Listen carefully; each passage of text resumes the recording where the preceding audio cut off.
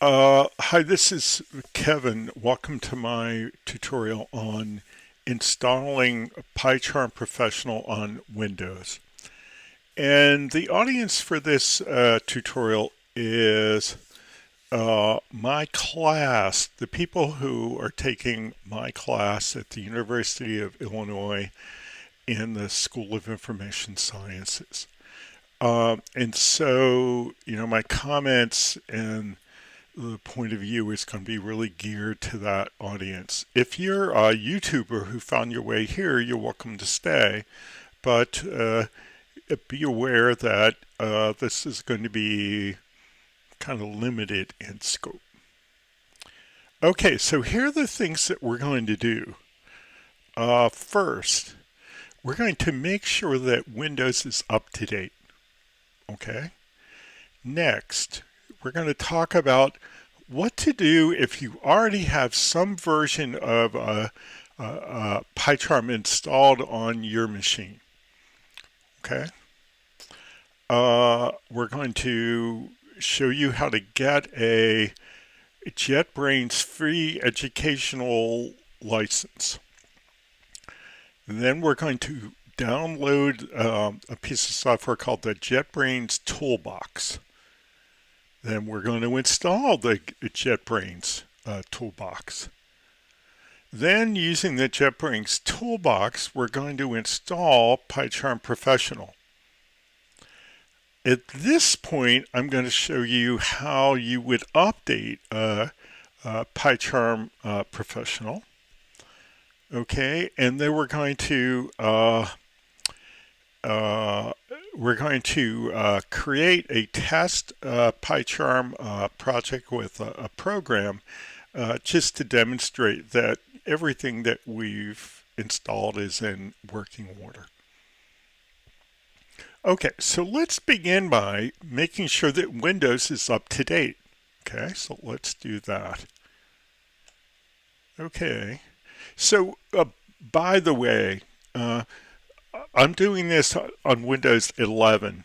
The approach for Windows 10 is very similar. In fact, this is really the first time I've recorded a tutorial for doing the install on Windows 11. I used to do only on Windows 10, and the Windows 11 people did fine just kind of following along. So I think vice versa is going to be true. Okay, so here on Windows 11, I'm going to go down to the Start icon and click on Start.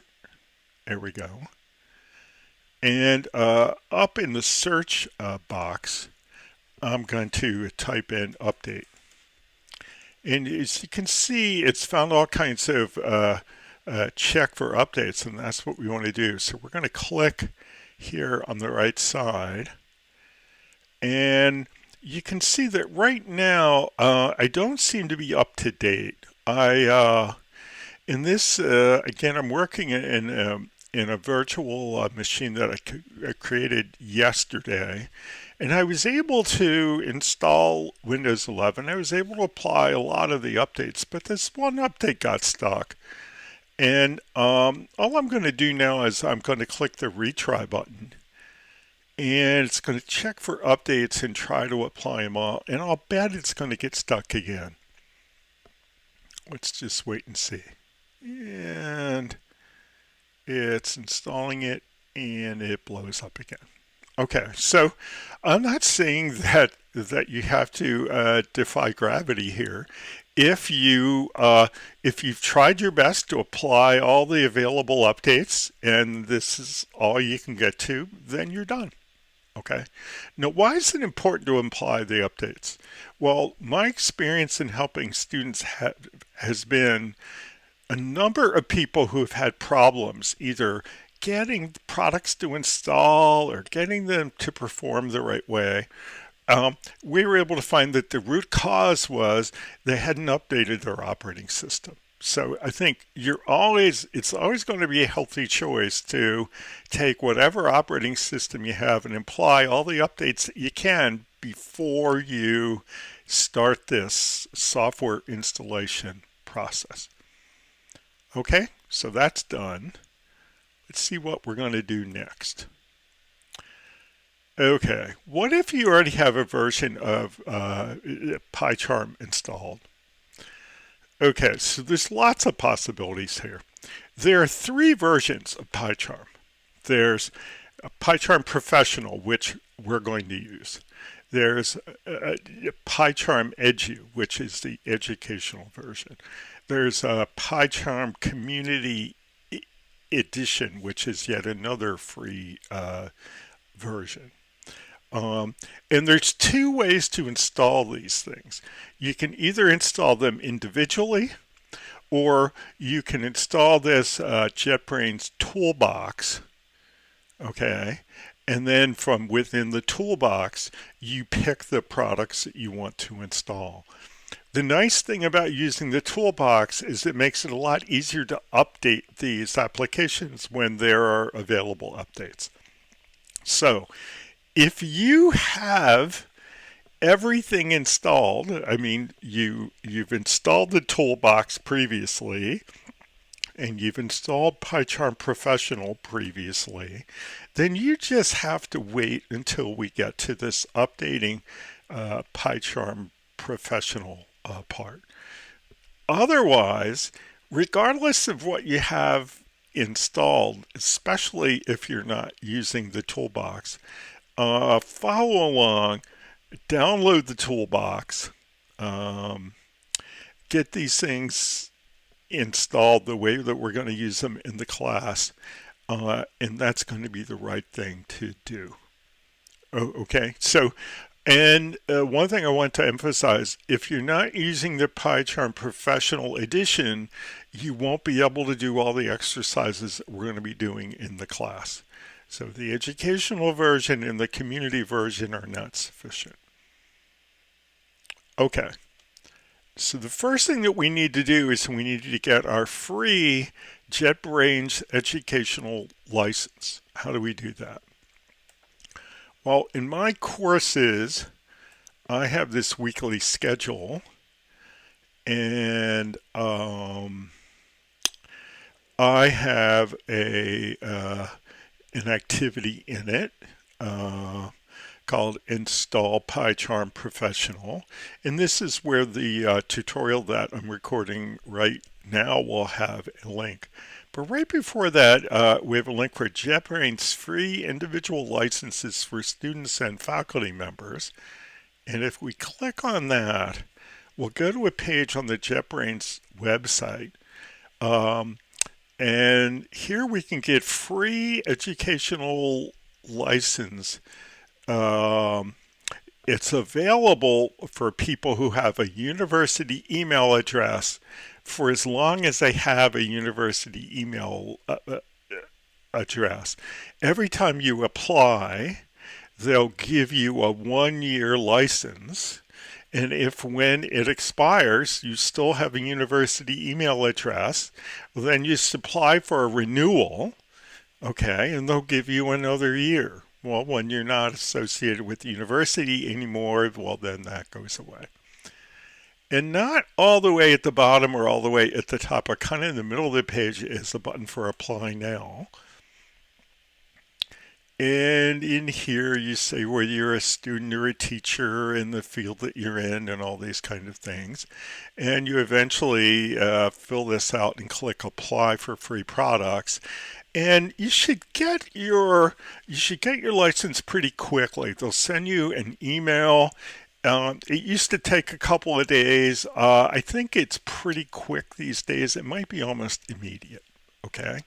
And once you have that, then you're ready to continue on. When you reply to that email, you'll be setting up a JetBrains account on the JetBrains site. Okay. So in fact, let's look at that. Okay. So what we're going to do is we're going to download some software from the JetBrains site. The software that we're looking for is this JetBrains Toolbox. Okay, so let's go to the JetBrains site. Okay, and I realize here I pulled off my virtual machine. Here's my Windows machine right here. That looks familiar to you Windows folks. Okay, so let's crank up the browser. Here, we use Edge. And we're going to go to JetBrains.com. Okay, so we go to JetBrains.com. And we should have created a JetBrains account by responding to the email that we got regarding our license. Okay, and now we're going to log into it. So we go up to the top and we click on the little person icon. And we're going to type in our email address. I'm going to type in my university email address.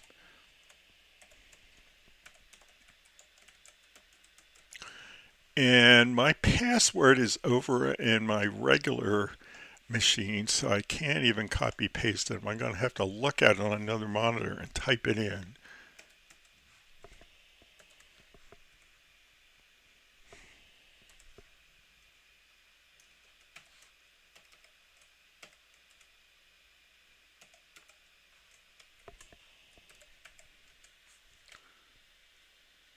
Well, it didn't like that. Well, I'll try it again.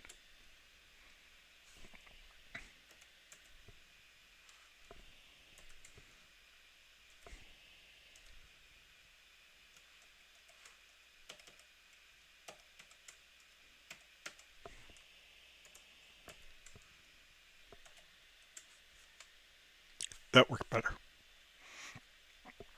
Okay, and so since I'm in this virtual machine, which is going to have a pretty short life, I'm going to tell the browser to save my password and ID. I don't usually use that. Usually put all that into a password manager app, but I don't have one on this virtual machine. Okay. Okay. So I've got. I had a copy of RubyMine that I got from them in 2014, so I've been working with these guys a long time. But this JetBrains product pack for students, I've probably been using since about 2016. Okay, and I keep extending it. So now I'm extended through January the 28th, 2023. And again, when this is about to expire, you can come in here and renew it. Okay, and then you'll get another year, provided that you still have that university email address. Now, what a lot of people do is that they find the product that they're looking for and they click on the link and they just install this individual product.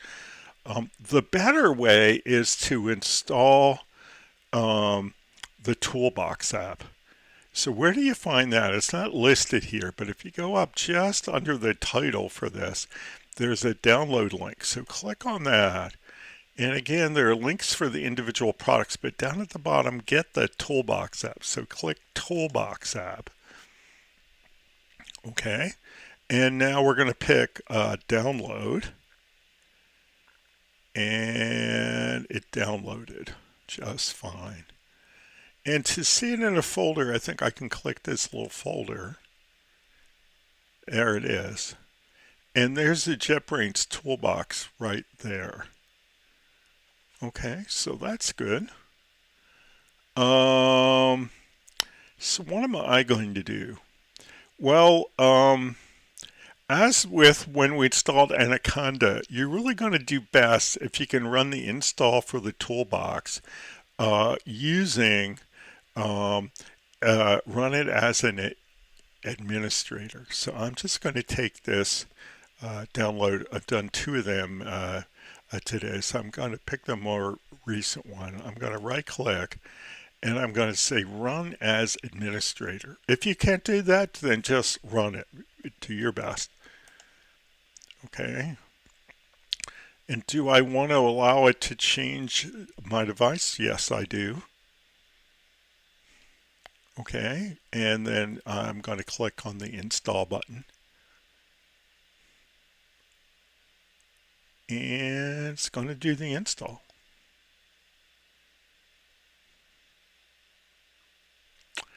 And there we go. And now I'm going to click on the finish button. And now we're done. Okay. Now it's popped up the application. It wants to know some stuff.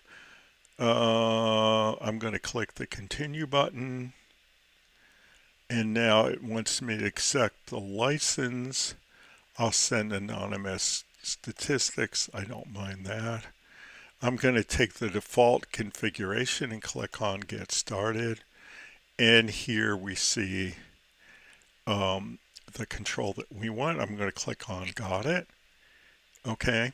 Now, this is one of these apps. It's a little different than average. If you click off of the window, it'll disappear. Okay. Okay, now how do you start it again? Well, it is over, it's usually over here in the right hand side, and I don't know where it's gone. So let's go find it. I'm going to clean up all this stuff. So where did my Toolbox app go? Well, let's do this. Let's go to Start. Okay. Go up to All Apps. Okay. Go down to JetBrains Toolbox. Okay, so this is how we're going to get the link. So let's right click on this, pick More, pin to Taskbar. And there is my little cube. So this cube is the icon for JetBrains Toolbox. So when I want to run it, I just give it a click, and there it is. So if I click off of it, it closes. I click down here, it opens. Okay, and this is just a list. You would think that this would float around, but it doesn't seem to want to float around. So it's over here on the right hand side. This is a list of all the products. Now, again, the one we want is the PyCharm Professional. You can install all 3 versions of PyCharm. There's nothing to keep you from having 3 side-by-side versions of PyCharm. I think the icons are slightly different. This is the icon for PyCharm Professional. This is the one for PyCharm Community, and PyCharm Edu says PE. So you can actually have 3 icons and you can do the whole thing, but don't fool with that if you don't have to. Just pick PyCharm Professional. And the other thing is that there are like other products here. WebStorm is pretty good for web development. DataGrip is pretty good for relational databases. They've got this thing, DataSpell, that's for data scientists. It somehow works with Jupyter notebooks, and I don't quite know how. I've never installed it. Okay, so it's all free. If you want to play around in your free time, you can certainly do it. But we're going to go to PyCharm Professional and click the install button. And it's going to run the install for us. At least I thought it was going to. Let's try the install button again. Yeah, that time it actually hurt us.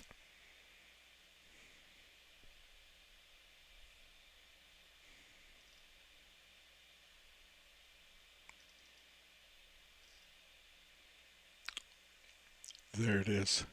and somehow I accidentally got IntelliJ IDEA Community Edition, which is the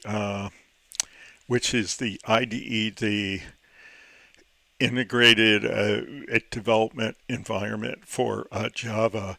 Somehow I got that to install as well. So that's not something I did on purpose. I must have accidentally clicked that. And that'll give us the opportunity to show you how to uninstall something. So they'll install until they're done installing.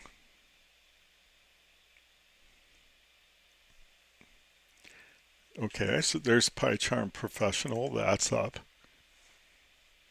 And I'm just going to show you how to do maintenance on this. So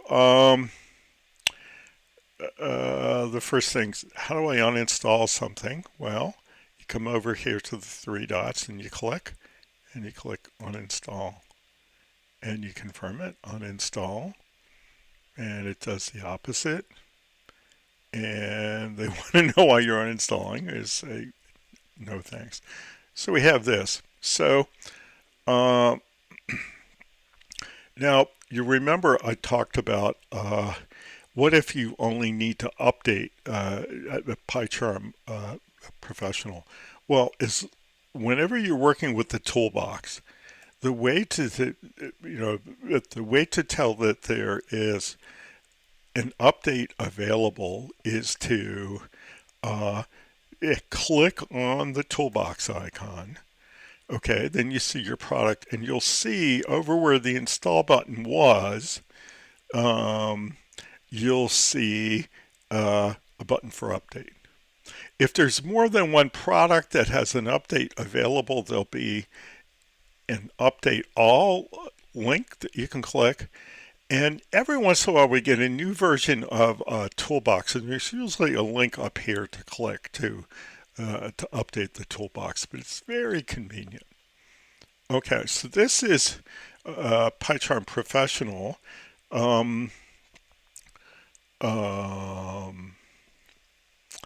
So do we want to have to come to Toolbox every time we want to start it? I'm going to say we don't. So let's click out of here. And let's go back to the menu system. Let's go to down the taskbar and click on Start. Okay. And then go upper right, All Apps. Okay. And it's under J for JetBrains. And we open that. And there's PyCharm Professional. And let's right click, pick More, and then Pin to Taskbar. So now we have the icon for PyCharm as well.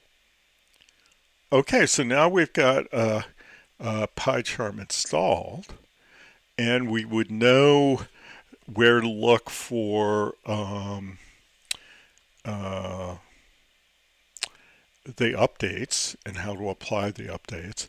So what's left is to create a test PyCharm project. So let's do that. Okay, and right here we're going to have an abrupt change of content. What has caused this is that it's now spring 2023, and a few months ago there was a change to PyCharm in which the way you configure a new project has changed a bit. It's not real different, but exactly the way it's going to look is going to be different. So what I've done is I've gone back and taken the video that I made back for fall 2022, and I've kind of cut the back end off of it, and I'm redoing this thing where we set up our first PyCharm Python project. So first of all, let's just kind of check the tools that we have here. I've got Anaconda Navigator installed, and I I took the trouble to actually update Anaconda, and I went back and I looked at the virtual env that we created. And I said, just want to check that there was yet a newer version of Python. And interestingly, in the Mac OS version, there was a newer version of Python, but in the Windows version here, there's not. So if we go to the virtual environment that we created called E4 Trainer Python course, and we get that to load up, it'll take a little while, not too long. And then we'll a watch pot never boils. Yeah, and then we'll go down and we'll take a look at Python. And you can see we've got 3.10.4, which is, I think, what we were using back in the fall. I could be wrong. And one way you can check if there's a newer version is to come over here to this checkbox on the left-hand side, this green checkbox. And we're not used to right-clicking on checkboxes, but if you right-click on the checkbox and you go to mark for specific version installation, the newest version of Python 3.10 is in fact 3.10.4. If there was a newer one, we could pick that, and then we'd have to say that we want to install it. So in the Windows environment, that 3.10.4 is the latest Python that we have. Okay, so I'm going to close that. The other thing is, and when I look at down here at my virtual machine, if I open up JetBrains Toolbox, I can see that I have upgraded to 2022 .3.1, okay, and you probably have an earlier version. And it's this new version that I'm showing you here that has the new behavior. So you're going to want to take the update. There's probably, if you have the older version, which you probably do, which you might at least, there's probably a button that says update. And if you say update, and you're doing it in the next week or so, it's probably going to say it's going to install 2022.3.1, and that's a new version that I'm going to show you here. Okay. Now the other thing that we have is I don't have an icon on the taskbar to start a PyCharm Professional, and that's a pain. So I'm going to click off of JetBrains Toolbox, and that closes. And I'm going to go down to the taskbar and click on this Start icon. And then in the upper right, All Apps. And then I'm going to go down through the alphabet to J, where we've got JetBrains. Okay, and then on the right side, there's a drop down. And you can see PyCharm Professional here. And then right click on that and pick More, Pin to Taskbar. And if you click off of that, now you have the icon to start PyCharm. That's what you want. Okay. So we're going to start up PyCharm. And we're just going to create a simple Python project, and I'll show you a couple things, and we'll prove that we have everything properly installed. Well, prove it is perhaps strong. Demonstrate. That's probably as strong as we want to get. Okay. All right. And interestingly, I have a project here from a student. One of the interesting things about the Windows version of PyCharm is it's sticky. When you open it up, you'll get like you'll see the last project you had open. Whereas on the Mac version of it, you just go into a dialog where you could pick that project, or you could say you want a new project. So right here, we're just going to go to the menu, pick File, and then New Project. Okay, and here we are. And you can see that that the that it has created a PyCharm projects directory within my home directory called trainer1. And then it's suggested that we want to call this project Python project 1, which we don't. Okay, so we're going to back up over Python project 1. And I would like to call this, again, project names, as in most names in Python, should be in what we call snake case. So the words in all lowercase and the separators between the words being underscores. That's what the Pythonistas call snake case. All right. So I'm going to call this first 2023 PyCharm project. Okay, I don't think I have one of those. Okay, and then right underneath this, there's a place to pick the interpreter.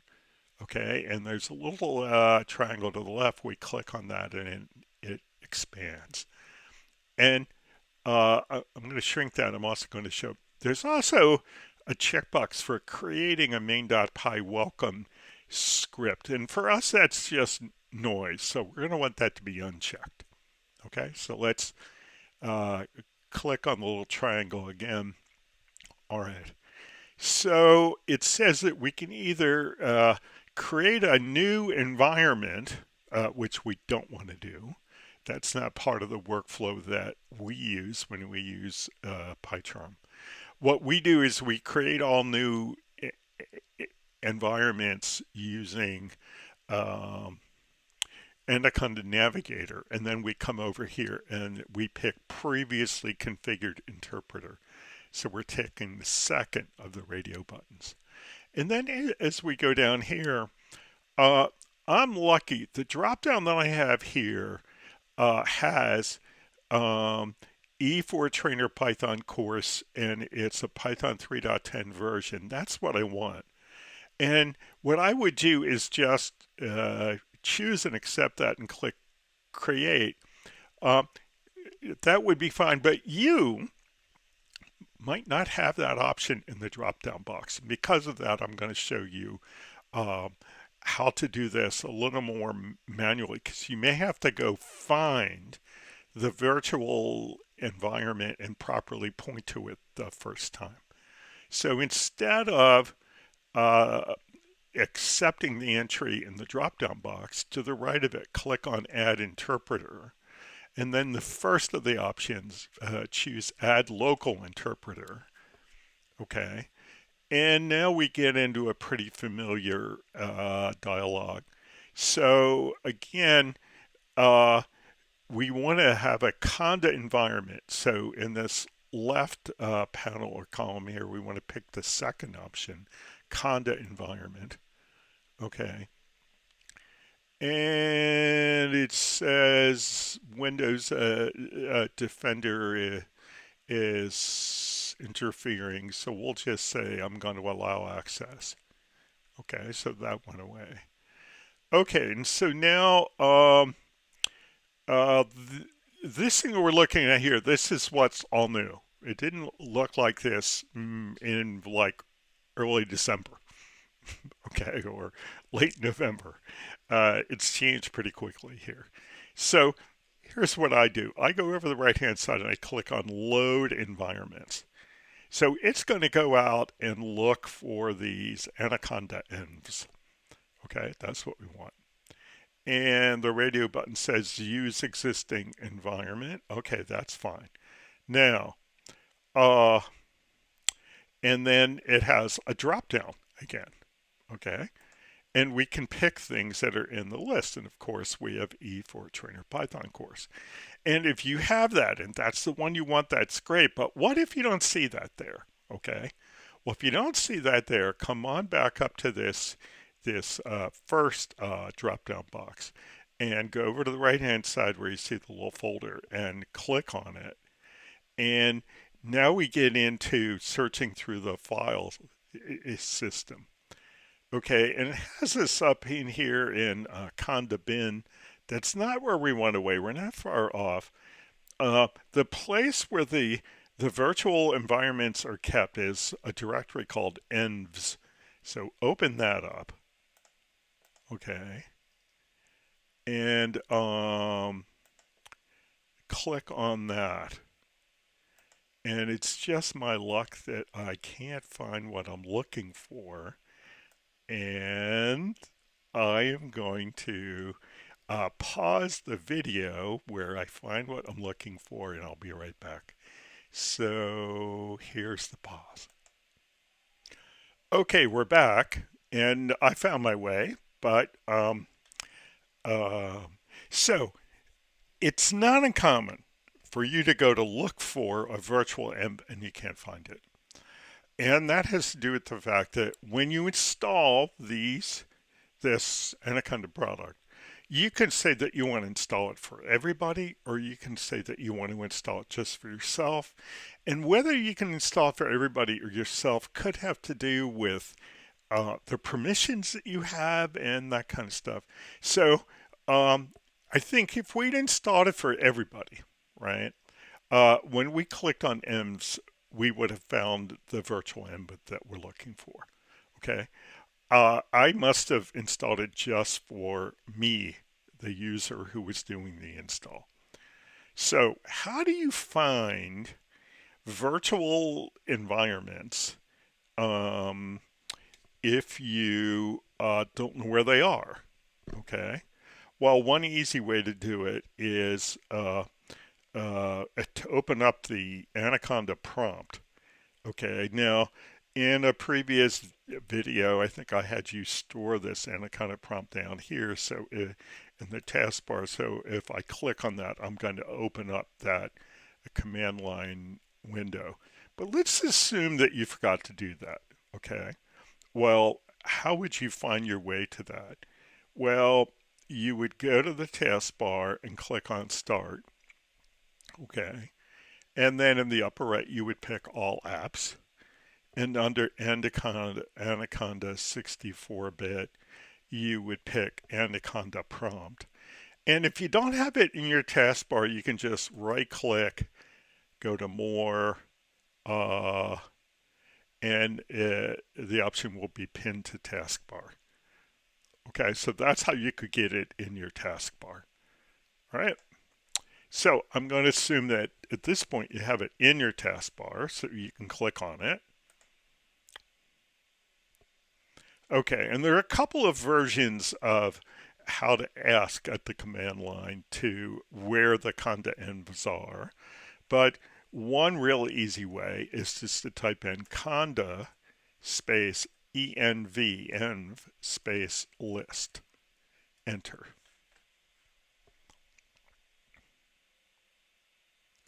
And here we can see, well, yeah, we have this E4 Trainer Python course, but it's in C users trainer1 dot anaconda. That's a hidden directory.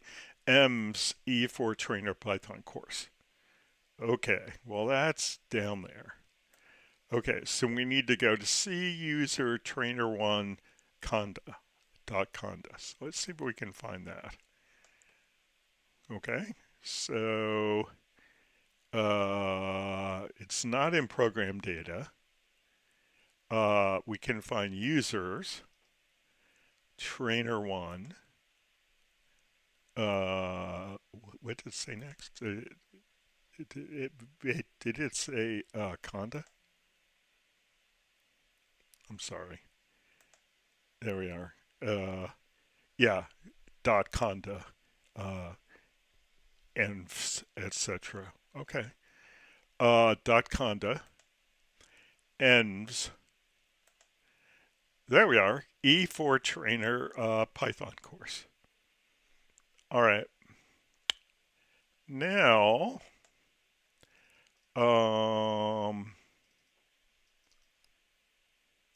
we just go all the way down in this E4 Trainer Python course directory. Okay. And after all the subdirectories are a bunch of files and shortcut pointers to files. And we want the shortcut pointer that's pointing to Python. Okay. And here it is. Python.exe right here. And you can see the icon has a question mark. It's really just a shortcut. It's pointing at some other file, which is the proper Python, but this is the one that we want. So we're going to click on OK. And then we're going to click on OK.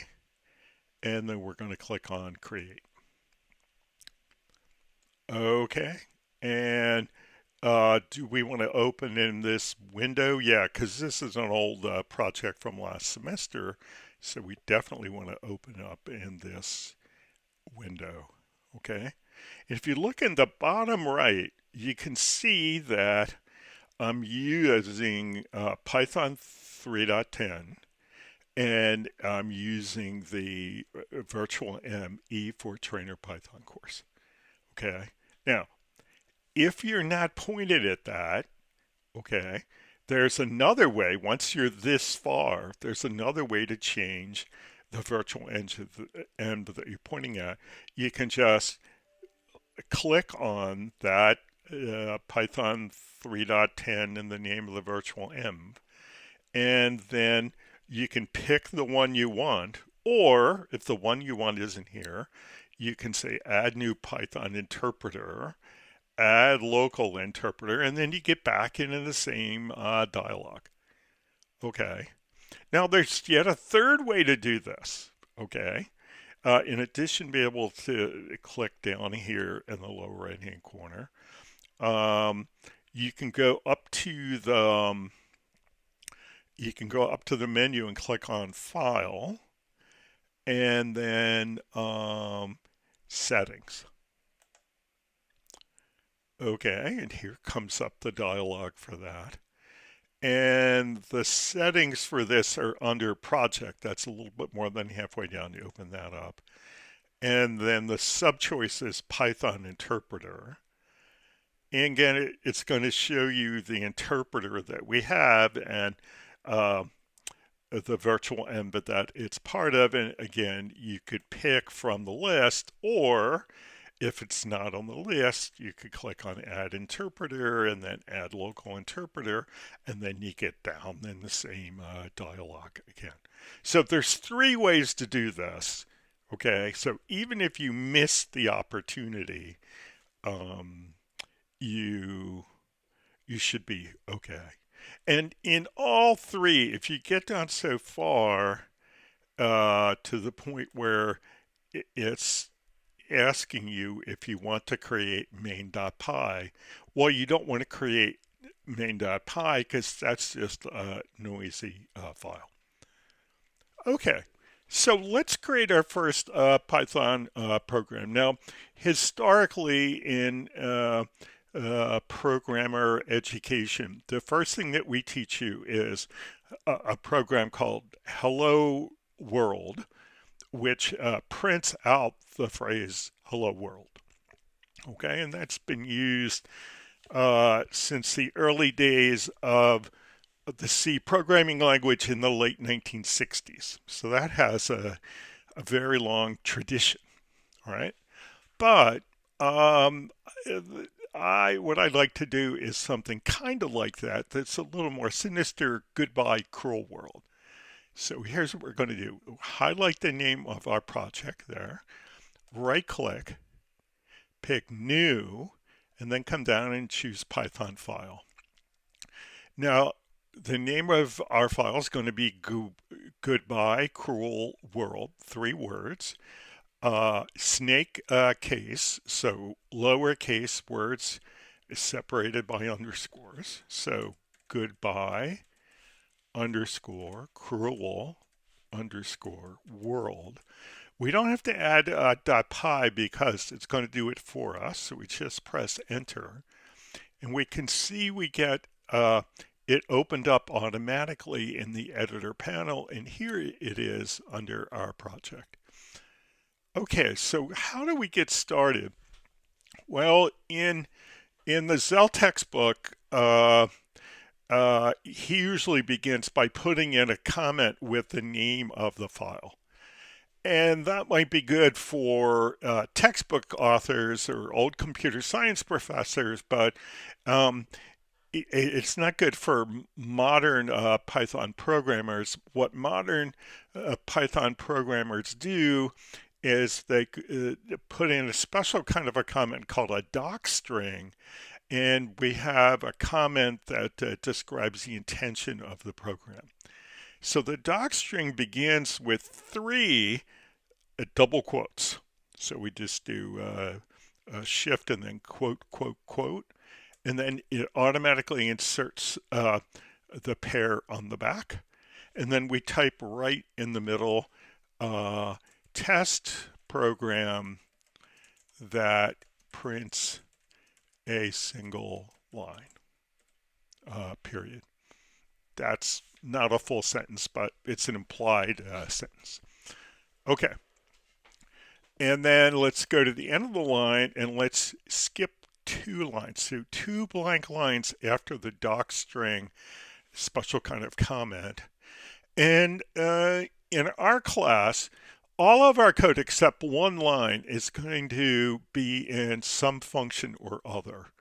And our top level code is going to be in a function called main.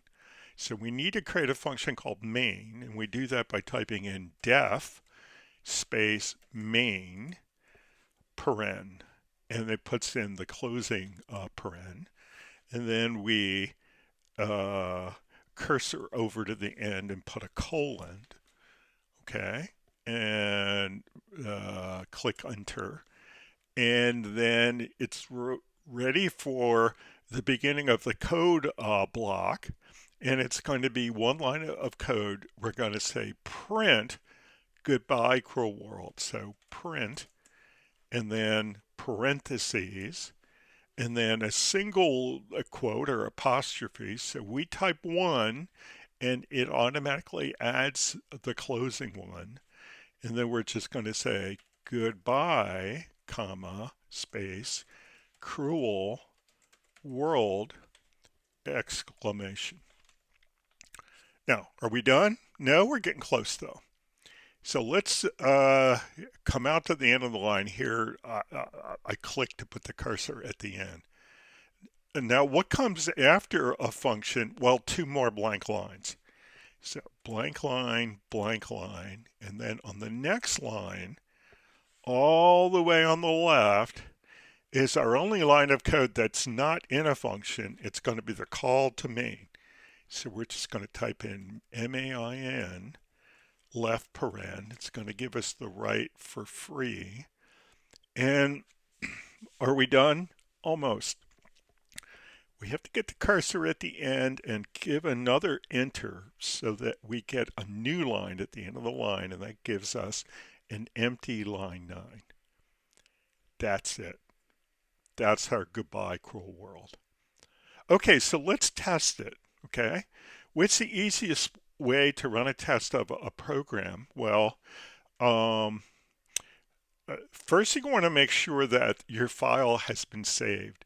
And in PyCharm, the PyCharm editor is pretty sophisticated. Instead of us having to remember to save the file all the time, as long as we click off of the last line that we changed and click on another line, it will save the file.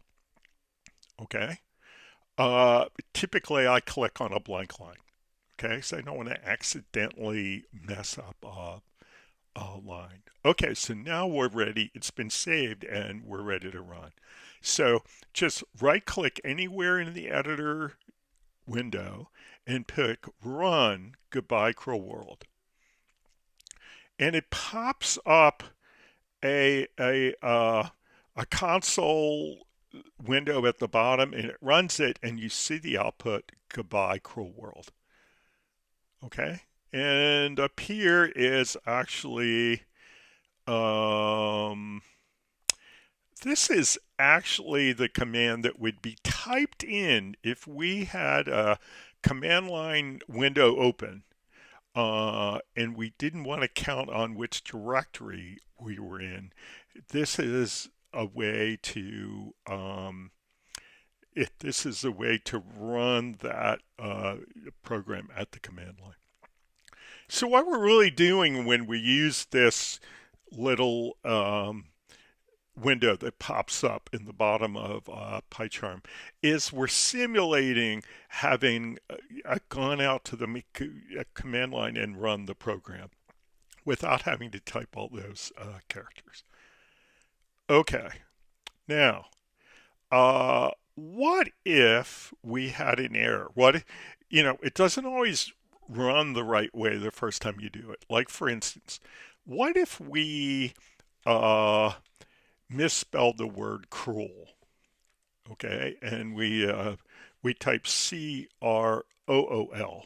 Okay, cruel, the world. And interesting, you can see you get a gray squiggly underline for misspellings. So you do get a hint that you misspelled it. Okay. Now, okay. So here's what I'm going to do. I'm going to click off that line to make sure it got saved. Okay. And do I have to right click and say that I want to run it again? No, you don't. Once you've got this the panel up, even if you've changed the code, click on another line to save it, and then just go and click on the play button over here. And now it says Goodbye Cruel World. Okay. Oh, now we misspelled it. So let's go back and fix the spelling. U-E. Okay, that's good. Are we ready to run it yet? No, we need to click off that line to save it. Okay, now we can run it again. Okay, so you only have to do that right click, run Goodbye Cruel World the first time. After that, you can keep adding to the program or changing the program and just click the play button down in the little console panel. Okay, now what if we made some mistakes in putting the code in? How would we know? Well, one way to know is when you save a program in which the PyCharm infrastructure can't find any errors, there's a green check in the upper right corner. Okay, and if you hover over it, it says no problems found. That means that it hasn't found any syntax errors and it hasn't found any style errors. So what would a syntax error be? Well, what if we used a word called, instead of print, what if we said prunt? Okay, well, you see that red underline? If we hover over that, it says unresolved reference prunt. That's a syntax error. That's not, I mean, that's not a proper Python command. Okay, and see in the upper right hand corner we have a red ball, one error. Okay, so let's fix that. I'm just going to do a Control Z to change that back to print. Okay, and if I click off that line, it will save it, and now I've got my green check mark again. Okay, now what if I have a style error? What's a style error? Well, one style rule says that before every function, this main is a function, we need to have 2 blank lines. Well, what if we only had 1? Let's take out 1. Okay, so now we get this squiggly kind of gold brown underline, okay? And if we hover over it, it says expected 2 blank lines, okay? Now look, it still says in the upper right corner, everything's okay. We have my green check. That's because we never clicked off the line to save it. If we clicked off that line to save it, now we see it's going to say we have 1 week warning. Okay, so let's fix it by adding a blank line back. Okay, still not cleared. Click off that line to save it. Now it says it's okay. What if we have after main, instead of 2 blank lines, what if we have a third? Okay, well, we have that squiggly brown yellow underline, and it says too many blank lines. But again, if you look in the upper right hand corner, it has a pretty green check mark. It looks like everything's okay. But click off that line, it'll save it. Now you see it has 1 error. Okay, and if we get rid of 1 line, okay, and then we click off that line. Again, I typically you click on one of the blank lines, then we're okay. And then one thing that I kind of showed you before, uh, if we don't have a blank line that comes after main, then we're going to get a style error. So let's just go down to that line. It's an empty line. There are no characters on it. If we hit the backspace, it's going to end now right after main. It's a little bit hard to see, but there's a squiggly now right after the closing paren. Okay. And if we hover over it, it says no new line at end of file. Okay. And again, if we put enter, okay, it gives us an empty line at the end. An empty line is really just a new line that ends the line before, actually. And if we click on another line, we'll see that clears and we got the green check. So you're always going to be looking for the green check. And in the end of the course, there's a couple of style warnings that we're not able to suppress. So when we get to those, we're going to say you're not going to be able to get the green check.